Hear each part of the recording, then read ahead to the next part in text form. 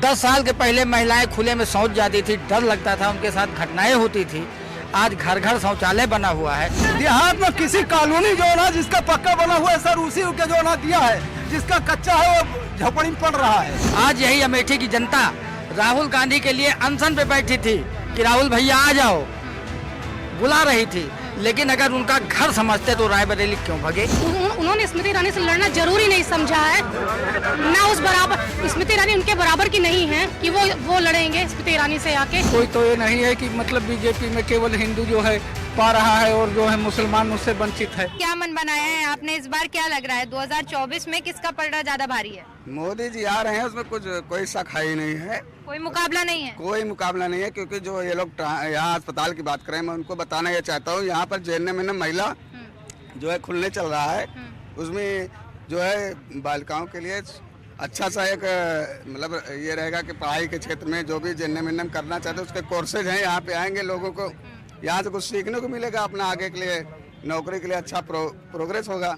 और बाकी इस बड़े मतलब पैमाने पर जिस तरह से योगी मोदी जी लगे हुए हैं और माननीय दीदी जी जो है यहाँ पर पुनः सांसद बनने वाली हैं, क्योंकि विकास के लिए ही। अच्छा, आपको क्या लग रहा है कि इस बार अमेठी में जो मतदान हो रहे हैं वो किन मुद्दों पर, क्योंकि हर एक क्षेत्र के अपने अलग अलग मुद्दे होते हैं, तो यहाँ के क्या अहम मुद्दे हैं जिन पर मतदान हो रहा है और जनता उन मुद्दों को ध्यान में रखकर वोट देने जाएगी? ये राष्ट्र के मुद्दे पर वोट कर रहे हैं, क्योंकि धारा 370 सबके बस का नहीं था हटाने का, सिर्फ मोदी जी ने ही ऐसे धारा 370 हटाया और राम मंदिर बना, जो झगड़ा खत्म हुआ, हिंदू मुसलमान सब साथ हैं, भाई भाई सब एक साथ है। योगी जी को पुनः वोट करने के लिए, मतदान करने के लिए प्रेरित हैं कि इस बार 400 पार जो लक्ष्य है वो पूरा होगा। अच्छा, क्या लग रहा है कि बीजेपी ने जो इस बार नारा दिया एनडीए ने कि अब की बार 400 पार, असल में लग रहा है कि 400 पार होगा या नहीं? 400 पार होगा, पूरा क्लियर है। राम मंदिर कितना बड़ा मुद्दा रहने वाला है चुनाव में? राम मंदिर क्यों नहीं, बहुत बड़ा मुद्दा था, उन्होंने हल किया। उसके बाद जो है जनता तो जो है हिंदू मुसलमान सब पूरा एक है, सहमत हैं। लेकिन आरोप तो ये लगते हैं कि बीजेपी हिंदू और मुसलमान को बांटने का काम करती है, इस पर क्या बांटने का कहाँ काम कर रही है? हिंदू मुसलमान को साथ लेकर चल रही है, सब जो है पूरी योजनाएं जो है हिंदू मुसलमान के लिए है। कोई तो ये नहीं है कि मतलब बीजेपी में केवल हिंदू जो है पा रहा है और जो है मुसलमान उससे वंचित है, ये बात नहीं है। जो मोदी जी ने जो कहा है सबका साथ सबका विकास, इसलिए जो है सब जनता को साथ लेकर चल रहे हैं, ऐसी कोई बात नहीं है। तो केवल जो है चंद नेताओं की ये सब। ठीक है। आप बताइए कि क्योंकि देखिए सरकार की जो योजनाएं हैं तमाम तरह की, चाहे फ्री राशन की बात करें, आयुष्मान कार्ड की बात करें, क्या इन सभी योजनाओं का लाभ मिल रहा है या नहीं? लाभ तो जो इस वक्त मिल रहा है तो मिल ही रहा, मगर सबसे पहले माननीय स्वर्गीय राजीव गांधी जी का क्षेत्र है ये, हम लोग अमेठी से हैं। किसी पूरे हिंदुस्तान में किसी ने हम लोगों को किसी जगह पे छोड़ा है तो गांधी पर, इसलिए हम लोग कांग्रेस को मतदान करने के इच्छुक।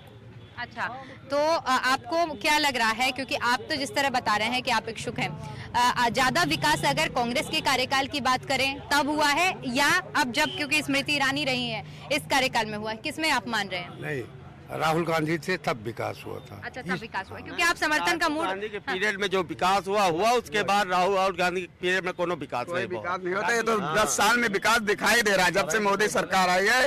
रोड जो कि हम लखनऊ चलते थे तो 5-6 घंटे लगता था पहुंचने में, रास्ते में जो मतलब पेशेंट था मर जाता था, लेकिन जब से मोदी सरकार आई है 1.5 घंटे में हम लखनऊ पहुंच जाते हैं, कोई दिक्कत नहीं होती है। कई सारी समस्याएं हैं। क्या लग रहा है किस कार्यकाल में ज्यादा विकास हुआ है, कांग्रेस के कार्यकाल में, अमेठी में, या फिर बीजेपी के कार्यकाल में? जैसे मैंने देखा है कि आज 70 सालों से कांग्रेस का शासन रहा और 70 साल में आप गांव-गांव जाके देखिए, 70 साल देख लिए, 10 साल देख लीजिए। 10 साल के पहले महिलाएं खुले में शौच जाती थी, डर लगता था, उनके साथ घटनाएं होती थी। आज घर घर शौचालय बना हुआ है। और जहां तक भाई लोग घर वापसी की बात करते हैं, आज यही अमेठी की जनता राहुल गांधी के लिए अनशन पे बैठी थी कि राहुल भैया आ जाओ, बुला रही थी, लेकिन अगर उनका घर समझते तो रायबरेली क्यों भगे? इम्पोर्टेंट प्रश्न है, क्यों भगे? अच्छा, कांग्रेस का समर्थन जो कर रहे हैं, जरा इधर आइए आप भी, क्योंकि सवाल जवाब बेहद जरूरी है, जनता ही है आप। अभी बताइए, क्योंकि अमेठी जो कि गढ़ रहा है कांग्रेस का, सवाल इनका, क्योंकि बीजेपी को समर्थन कर रहे हैं, उनका ये कहना है कि इतना ही अगर काम किया है तो रायबरेली की ओर क्यों भागे? वो भागे नहीं है यहाँ से, उन्होंने अपना एक सैनिक यहाँ दिया है जो स्मृति ईरानी से लड़ सकता है। उन्होंने स्मृति ईरानी से लड़ना जरूरी नहीं समझा है, ना उस बराबर, स्मृति ईरानी उनके बराबर की नहीं है कि वो लड़ेंगे स्मृति ईरानी से आके। और जिस सड़क की बात कर रही है बीजेपी, ये स्वर्णिम चतुर्भुज राजीव गांधी की योजना थी, ना कि नरेंद्र मोदी की योजना नहीं थी ये सड़क। वो कह रही है कि बराबर के नहीं है। बनवाया तो मोदी जी ने, योजना बनवाया तो मोदी जी ने है। कहाँ स्मृति ईरानी और कहाँ उनका ये प्रत्याशी, वो बराबर के नहीं है। आज गांव में जाके देख ले, कौन गांव वाला अपने घर में शौचालय में जा रहा, किसके घर में शौचालय इस्तेमाल हो रहा, सब आज भी खेत में ही जा रहे हैं या बाग में ही जा रहे हैं। हाँ ठीक है, एकदम सत्य है। देहात में किसी कॉलोनी जो ना जिसका पक्का बना हुआ है सर, उसी के जो ना दिया है, जिसका कच्चा है वो झोपड़ी में पड़ रहा है।